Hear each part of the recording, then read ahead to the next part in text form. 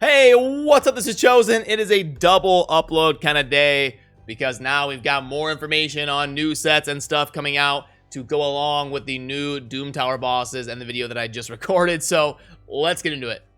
Alrighty, so let me go ahead and pull this up right here. Okay, so first of all, I wish they would have given us this right away. We've got everything laid out nice for the bosses, and it's not some like just text document that I had to throw into a spreadsheet to get you guys the information.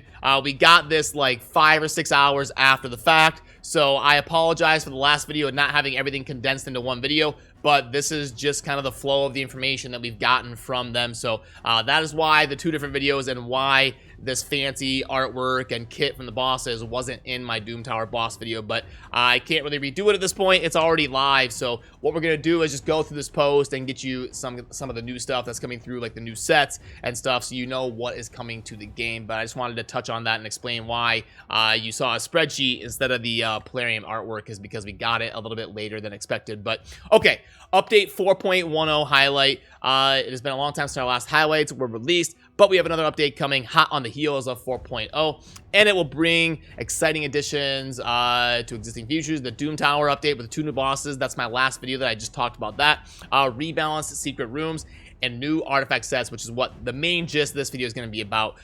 New champions, expect details in the next few days. So remember, in about 15 days on, I think, Tuesday, April 13th, we're going to be getting that new fusion event for the legendary dwarf starting, and it looks like they're going to be doing new champions with that. So it's going to be the new style fusion that we're seeing from Plarium, where it's like 20 new champions, and then you do events to acquire them or summon shards if you want to go that route towards getting them. So that's looking like as of right now how it's going to be.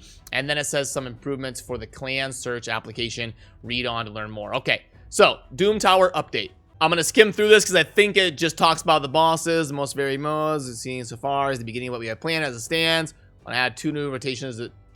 We want to add 2 new rotations to the Doom Tower each time with new challenges. What you will see in 4.0 is the first one of these will feature 2 new bosses, 2 new artifact sets that can craft in the forge, rebalance some of the floors, some secret rooms, some of the old bosses will return as well, albeit with a different affinity. Okay, so it looks like the current bosses, Magma Dragon, Frost Spider, Scarab King, those type of bosses could be coming back in the future to other rotations of the Doom Tower, but there'll be a different affinity this time, so that will change things wildly. Like a lot of people like to use Vergis versus the Scarab King.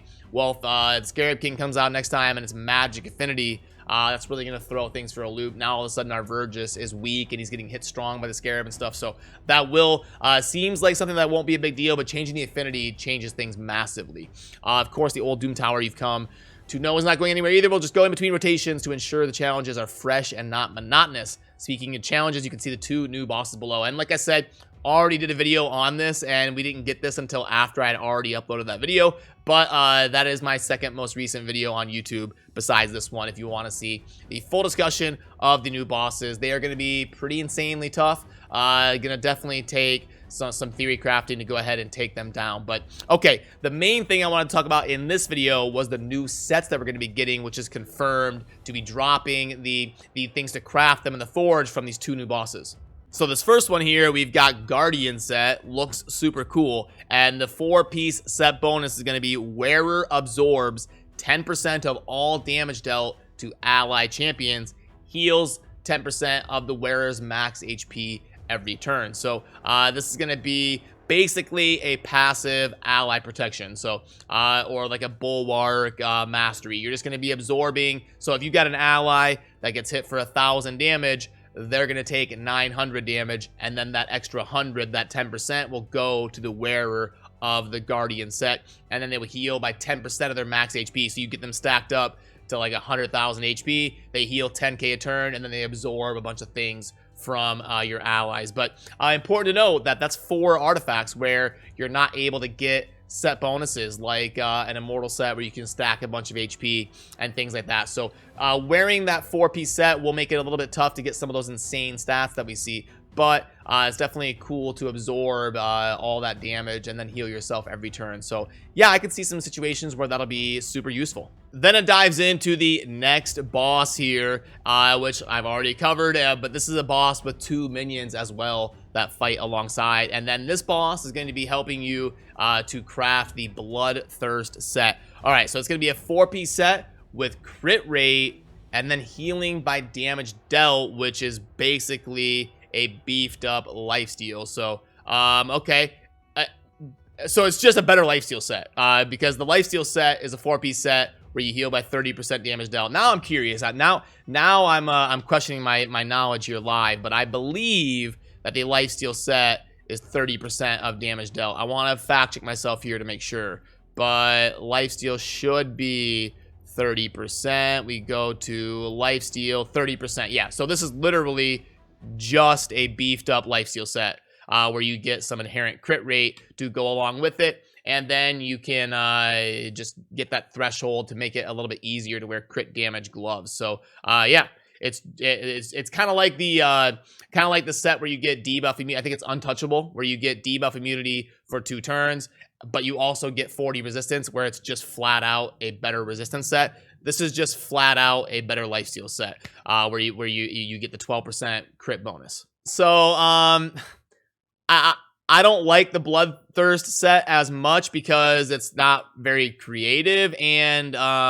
yeah, I mean it's a really good set for the early to mid game, but it's going to be tough to get this set in the early to mid game. And then for the end game, I mean, sure, it's better, but yeah, it's just not super creative on the Bloodthirst set. The aesthetics aren't as good either. I like the aesthetics of the Guardian set a little bit better than the Bloodthirst one. I think they could have gotten a little fancier on the aesthetics for sure, and I think they could have had a little bit more fun with the 4-piece set bonus instead of just that. That one seems a little bit more boring to me. Doesn't really add a new mechanic to the game like the Guardian set is. So I would give the Guardian set a thumbs up. I would give the Bloodthirst set a thumbs down.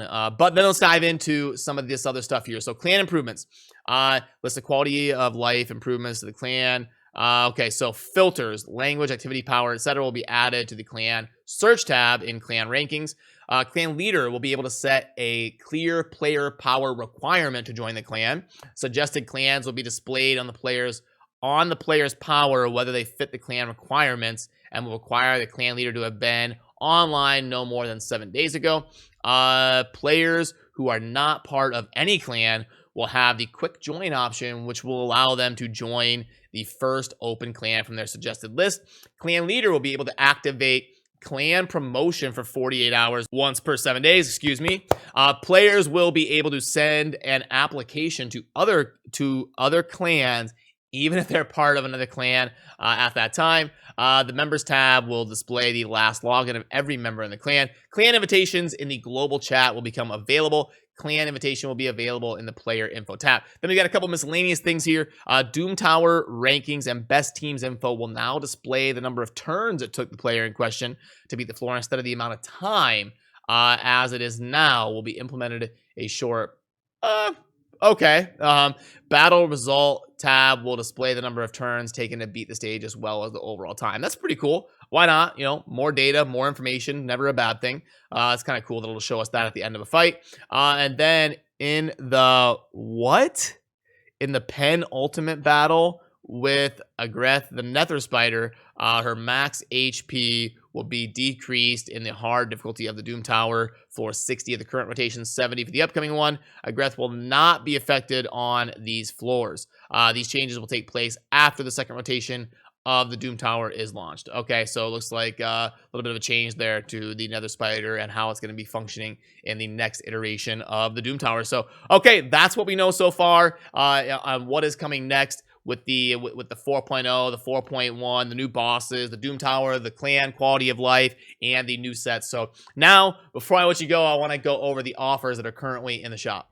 Okay, here we are. So for the monthly pack, you've got 2 days left to decide on this as of right now. And remember, one thing worth noting when we're going over shop offers and things like this, is if Plarium goes by the normal rotation, we should have 2x voids this weekend. So starting in about 5 days, we're going to have one of the bigger events, which is 2x voids, one of the more important ones. So keep that in mind when you've got void shards in events or void shards in offers when you're trying to justify your spending. Mega Mix Pack, let's go ahead and plug this in just in case you want to see. We've got 160 brews and lots of, so this is a big chicken offer. 5 days of XP, 350 gems, and then 8 4-stars, and 10 5-stars. Okay, a 2.01. I would rather get shards on there, so that would be a pass for me. But it's a 2.01 if you want to compare it to other stuff going on. More speed sets. You guys know my stance. I don't really have to hash a whole lot on the speed sets. I don't recommend buying gear for most of you, but in terms of gear offers you're going to see, the speed sets are usually some of the best ones to buy. The pack string, yeah, I'm not a big fan of these typically. The Void Shard pack strings are normally the best ones in terms of value per dollar spent, in my opinion. The other ones are usually pretty underwhelming. So from what I've seen, the Void ones are really the only ones to really look at deeply and discuss. The other ones are typically not that great when you consider buying the 4. Sorry, you can't really see what I'm talking about. But when you consider buying the 4 offers to get to the 1 good one, it doesn't usually pay out unless it's the voids. Those ones tend to be the best ones. So, okay. All right, big day. Double upload, lots to talk about, lots going on. And if you're watching this right away when it went live, I am going to head over to stream where we'll be hanging out for a couple hours to talk about all this new stuff going on and just interact and have some fun while playing Raid. So I will link down below in a pinned comment if you want to come check out the stream and hang out and talk about all this new, the new Doom Tower bosses, the new sets. We'll just be hanging out for a couple hours if you want to join us. So that'll do it for this one. As always, thank you for watching. Have a good rest of your day. Peace.